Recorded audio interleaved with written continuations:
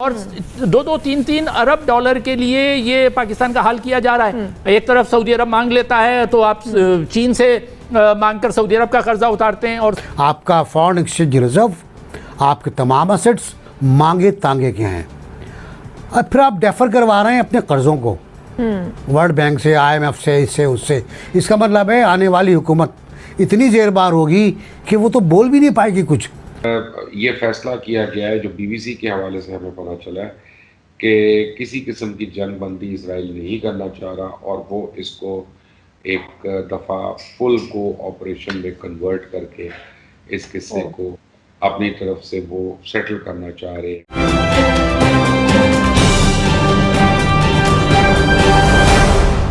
The break नाजरीन, Saudi अरब एक बार फिर से पाकिस्तान को उधार तेल देने पर रजामंद हो गया है। इत्तलात ये हैं कि वजीर आजम ने हालिया दौरे सऊदी अरब में ये सहूलत दोबारा शुरू करने की दरखास्त की, जिससे सऊदी हुकाम ने इत्तफाक कर लिया है। इससे कबल भी सऊदी अरब ने पाकिस्तान को 6 अरब डॉलर का मालियाती पैकेज दिया था, जिसमें 3 अरब डॉलर की मौखर अदायगियों पर तेल की सहूलत भी शामिल थी। हमारा आज का तीसरा सवाल ये है कि सऊदी अरब पाकिस्तान को फिर से उधार तेल फराहम करने पर रजामंद हो गया है, यानी क्या पाक सऊदी अरब ताल्लुकात मामूल पर आ गए हैं? डॉक्टर नाजर जी, जवाब मेरा हाँ में है। किसी हद तक मामूल पे आ गए हैं, लेकिन ये मामूल पे आने का मतलब क्या है? मामूल पे आने का मतलब ये है, मुझे वो याद आ रही है बात जब 1985 में चुगताई साहब को याद होगा, जब जनोजी की गवर्नमेंट को जनरल ज़ियाउल हक ने बरतरफ किया था तो उन्होंने एक शेर पढ़ा था कि कर्ज़ की पीते थे मैं और समझते थे कि हाँ रंग लाएगी हमारी फाका मस्ती एक दिन। सोचते थे कि हाँ जी। अच्छा, और ये बात है 1988 की मई का महीना चल रहा है, इस बात को ठीक 33 ईयर्स हो चुके हैं। तो हम ये देखते हैं कि ये इस पूरे 30-35 साल का जो पीरियड था उसमें हुआ क्या है, हम वहीं पर खड़े हुए हैं। यानी अब आप अल्फाज देखें क्या थे कि वज़ीर आज़म ने सऊदी अरब से दरख्वास्त की है कि हमें, अच्छा, और ये वज़ीर आज़म वो हैं जो कि हलफ लिया करते थे कि हम किसी के आगे हाथ नहीं फैलाएंगे, और लोग कहते थे हाँ हम हाथ नहीं फैलाएंगे, हम किसी से नहीं मांगेंगे जी, नहीं मांगेंगे।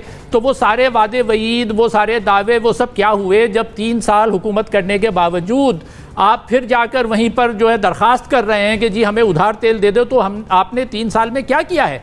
मुल्क की मईशत को कहाँ लेकर गए हैं? वो मनसूबाबंदी क्या है?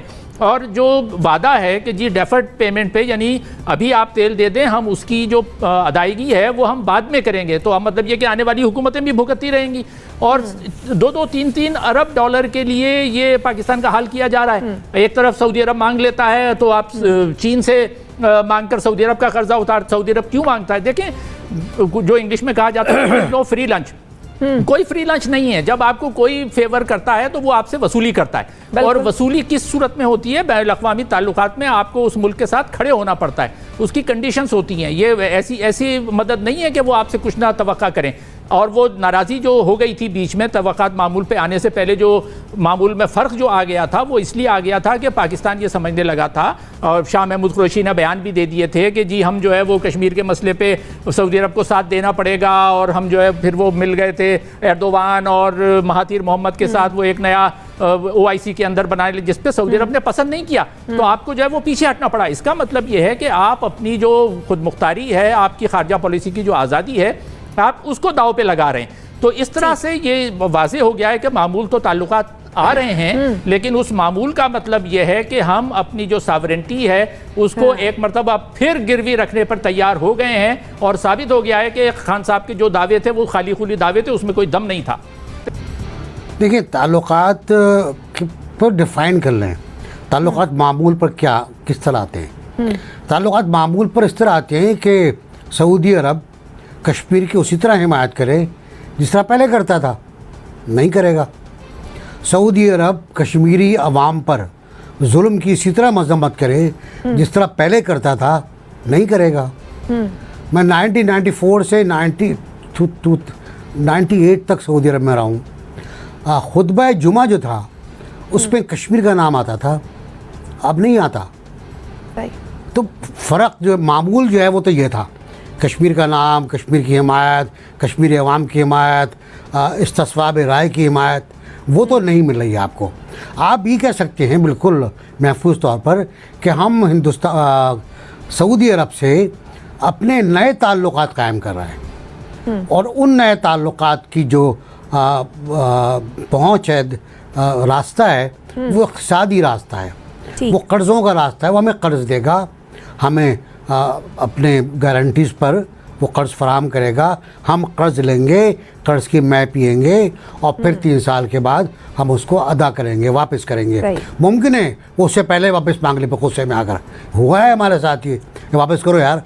तो हम चीन के पास गए, यहाँ गए, मांगते फिरे हम। वाकई बड़ा दुख होता है, प्राइम मिनिस्टर खुद कह चुके हैं मांगना बड़ा तकलीफ दे होता है। बेचारा मुझे तरस आता है उनके ऊपर कि पहले क्या कहते थे अब क्या कहते हैं, कि अब मांगना ही पाकिस्तान की मईशत की बुनियाद बन गया है।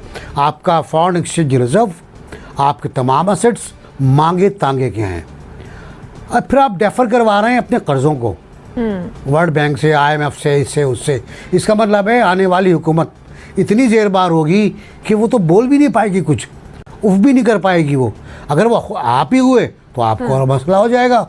जैसे अतर ने कहा कि कोई मुकाबला ही नहीं है, मेरा ख्याल है कि बहुत तगड़ा मुकाबला होगा और बहुत मसाइल होंगे PTI को आगे आने में। लेकिन चले मैं मान लेता हूँ कोई मुकाबला नहीं, आप दोबारा आ गए तो आप अरबों बल्कि खरबों डॉलर के मकरूज़ होंगे। आप किस तरह अदा करेंगे? फिर कर्ज लेंगे आप, फिर आपके कोई और सड़क, कोई आपका एयरपोर्ट गिरवी रख दिया जाएगा, जो होता रहा है हमारे साथ। तो मुझे लगता है ये कि सऊदी अरब से आपके ताल्लुकात मामूल पर नहीं आए, ठीक, नए ताल्लुकात कायम हो रहे हैं जिनकी बुनियाद इक़्तिसादियात पर है और आपकी गारंटीज़ के ऊपर है कि आप सही चलेंगे, सीधे चलेंगे, बिल्कुल अच्छे बच्चे बनेंगे आप। ये फैसला किया गया है जो BBC के हवाले से हमें पता चला है कि किसी किस्म की जंगबंदी इसराइल नहीं करना चाह रहा और वो इसको एक दफ़ा फुल गो ऑपरेशन में कन्वर्ट करके इस किस्से को अपनी तरफ से वो सेटल करना चाह रहे हैं। तो पता नहीं ये हम लोगों को कब ख्याल आएगा मुसलमानों को कि जब पानी सर से गुजर जाएगा या हमारे सर पे आएगा, अभी तक तो नहीं आया। तो आपसे यही आपसे बात करने लगी थी कि अब शहादतें भी वहां पे बहुत ज्यादा हो गई हैं और जितनी हुई हैं उसमें से आधे से ज्यादा औरतों और बच्चों की हैं। हाँ जी, मैंने आपको कल भी कहा था ना, तो अनएथिकल वॉर हो रही है ना जी, जिसका तो सर पैर ही नहीं है जी। आप औरतों को मार रहे हैं, बच्चों को पॉइंट ब्लैंक शूट किया गया, ऐसी वीडियोस आई हैं। आप मीडिया हाउसेस के ऊपर बम मार रहे हैं, आप अस्पतालों को नहीं छोड़ रहे। एक वहाँ पे मेडिकल टेस्टिंग सेंटर था कोविड का और वो आपने उसको बम मार के उड़ा दिया और इस वक्त वहाँ पे कोविड का रेशियो 28% है, which is the highest in the world I believe. तो पता नहीं अभी एक ये है तो वो उसके बाद कोविड है, वो बेचारे जाए तो किधर जाए। दोस्तों ऐसे ही वीडियो देखने के लिए चैनल को लाइक एंड सब्सक्राइब जरूर कीजिए। जय हिंद, जय भारत दोस्तों, मिलते हैं अगले वीडियो के साथ।